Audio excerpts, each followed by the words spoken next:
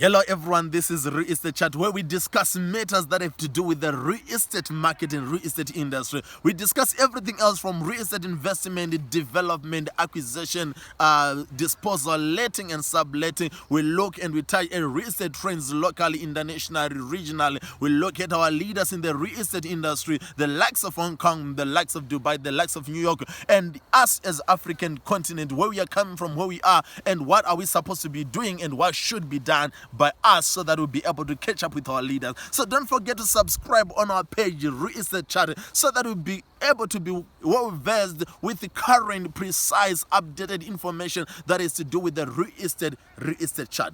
So today we are looking at the snapshot of the property market in Zimbabwe.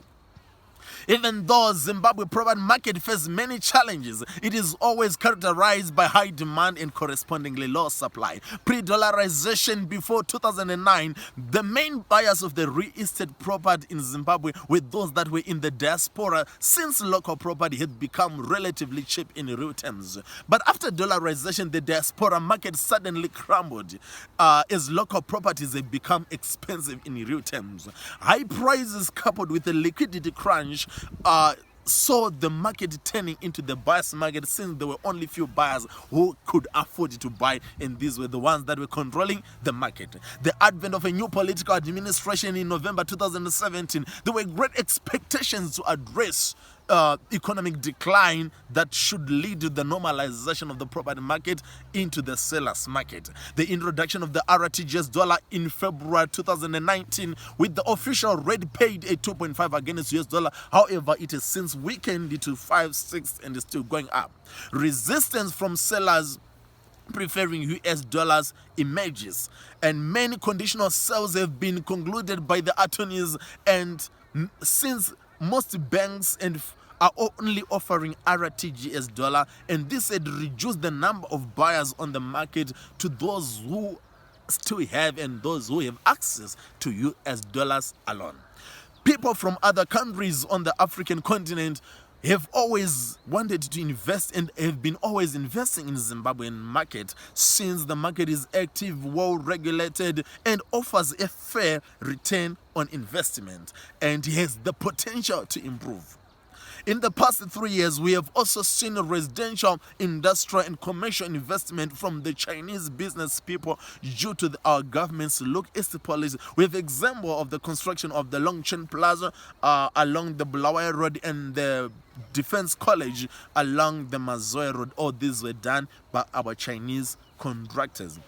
High density areas such as Highfields, Kambuzuma, Budiro, and so on, the entry level price for a property, for a basic property, a 4-room decor house is approximately 25,000 US dollars, and in the medium densities like Waterfalls, Wesley, and Marlborough, and so on, the entry level is approximately 80,000 US dollar for a 2-bedroom apartment or a basic house. And in the low density areas in Harare North, the entry level value is something around 130,000 US dollar for a 2-bedroom flat. And the most expensive area, which is Borodebrook, which is a secure estate that offers extras like golf course and 24-hour security. The vacant land can cost as much as 120 US dollar per square meter. Remember, this is residential, this is not commercial.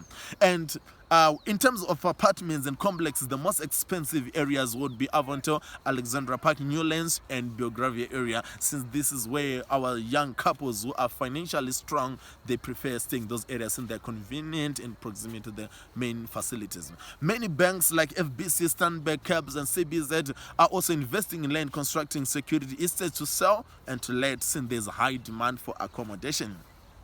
There is also a great investment opportunity for student accommodation. University student accommodation has been in short supply, with property owners who are close. These institutions are constructing boarding houses with poor conditions, and they are not even up to date, and they are even charging 100 US dollar per head, where students will be living 3 of them in the same room. There is also a buy-to-let opportunity available, mainly in the medium to low density areas, but mostly financial houses are also buying furniture complexes themselves to let out. There's also high demand for medium low density areas, ranging since this area haven't been affected, since medium and senior managers haven't been affected by the economic decline, so they still afford these medium and low density areas. These senior managers didn't get affected by the retrenchment, but they have since downsized a little bit. And rentals for the medium density areas is something that is going around $300 to $700 per month, while rental prices in areas, low density areas, is ranging from $500 to $2,500, depending on the condition and the level of maintenance and other facilities that are being offered there, such as security bows, solar panels, and so on. And there's also another opportunity for our own Dubai, which is the Victoria Falls. There's a lot of investment opportunities, and most of the property companies are also rushing to invest in Victoria Falls. And land in Victoria Falls is going for $600 to $800 per square meter. Remember, this is Victoria Falls. It's actually more or less the like with the Harare, though Harare CBD is stretches up to $800, and Bulawayo is from $400 to $500 per square meter in the central business district. So this was it for today. Don't forget to subscribe on our channel. See you on our next episode, Real Estate Chat. Cheers.